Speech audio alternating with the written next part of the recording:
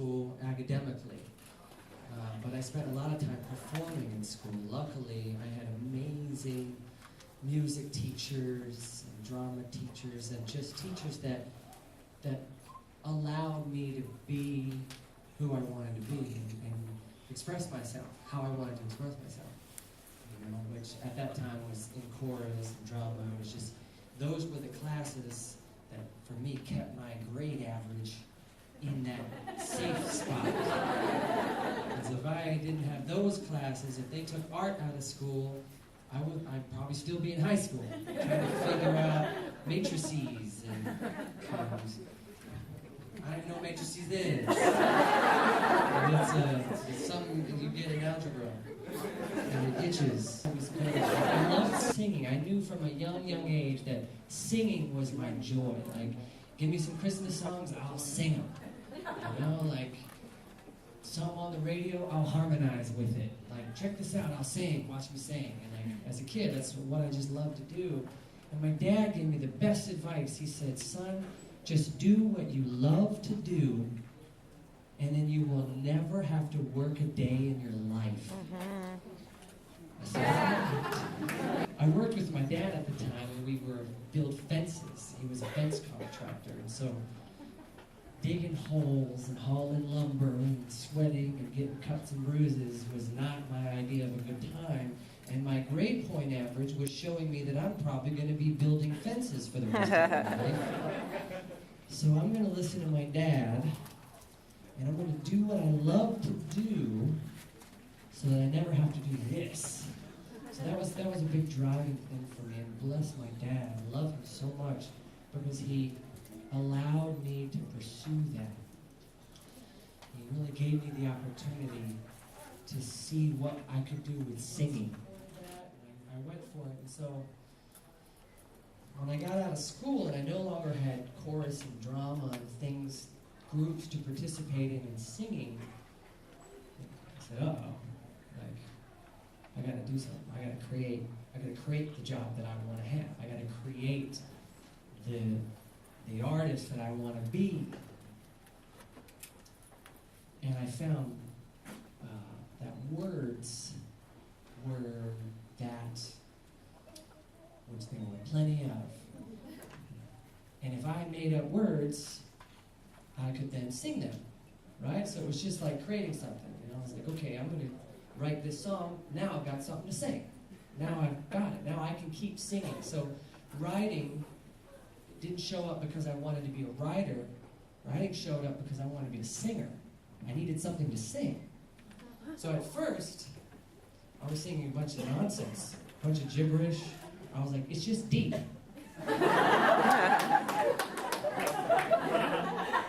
You just gotta listen a lot to it.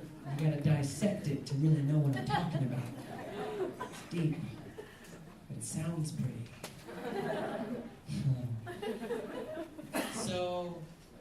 But it gave me something to sing, it gave me something to do, and like I said, because songwriting and being an artist doesn't exist in the job market. It isn't just something you can go and say, apply for.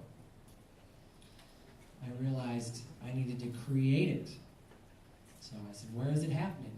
Where is songwriting and where is singing and where is art happening that I can relate to? And I found it in a little coffee shop in San Diego. I was traveling around, you know, looking for things to write about, looking for adventures to be on, looking for places to sing the handful of songs that I'd written at that time. And I'll tell you this, in the meantime, I took a lot of different jobs right out of high school. A lot of different jobs. Any and everything. I worked for the United States Postal Service. I was a mailman. I worked as a janitor at an elementary school. I was a doorman. I worked at a daycare center, probably the scariest job of my life. It was called Almost Angels Daycare Center. Which is a horrible name for a daycare center. It's almost as if like the kids are about to cross over to the other side. Almost Angels. I don't want that kind of pressure on me. I'm going to resign. So I seldom had a job longer than like 3 to 6 months. But I wasn't working all those different jobs because I was looking for a job. I was doing it because it was sustaining me as a writer. It's what I was doing in my other time.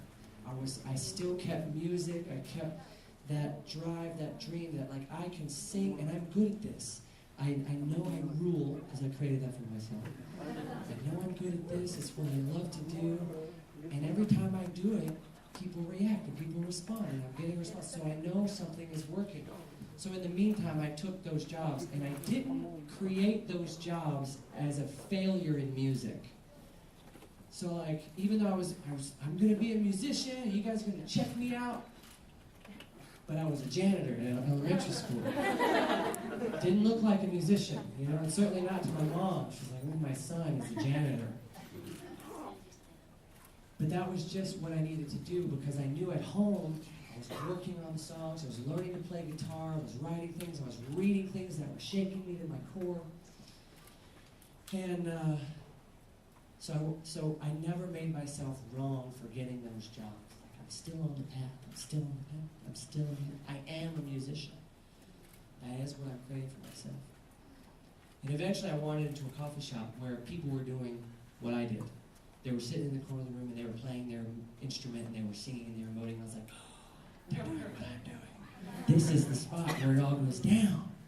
Like I can sit down here and share what I've got. There's a home, there's a flow here that's happening. So I found a space where that was and I just said, I'm staying right here. I'm going to create this. In fact, it was only after maybe 2 gigs at the coffee shop, you know, and I started to make a little bit of money on the door and, you know, a little bit of, you know, how they divide up the money at the coffee shop.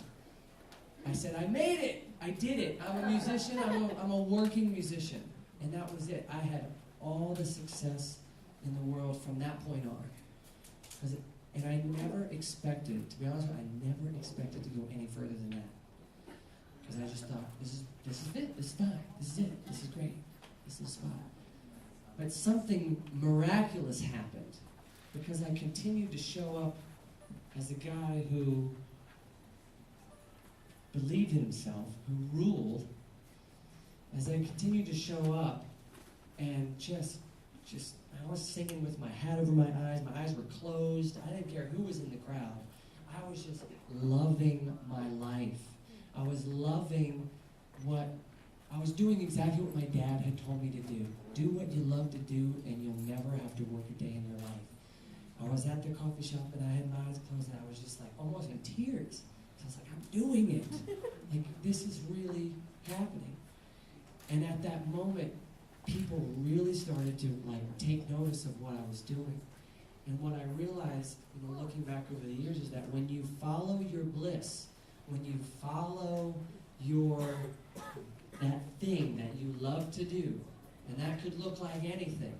I'm not just talking about singer-songwriter here today. It's like whatever it is you love to do. If you like to be crafty and create your own clothes, or if you're great at solving certain problems, or if you're a great conversationalist, whatever that it is you do, each and every one of us here, I truly believe, each and every one of us here knows what it is they love to do. They love to do. I know what I love to do.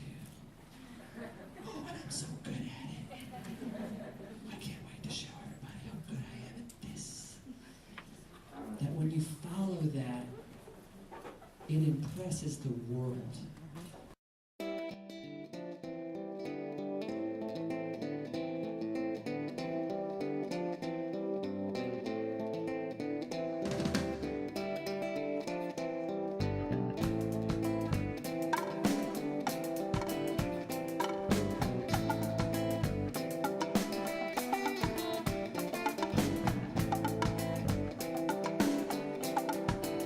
Connect with Jeni Lynn on OmniOne Media, Facebook, Twitter, YouTube, MySpace, and all places imaginable.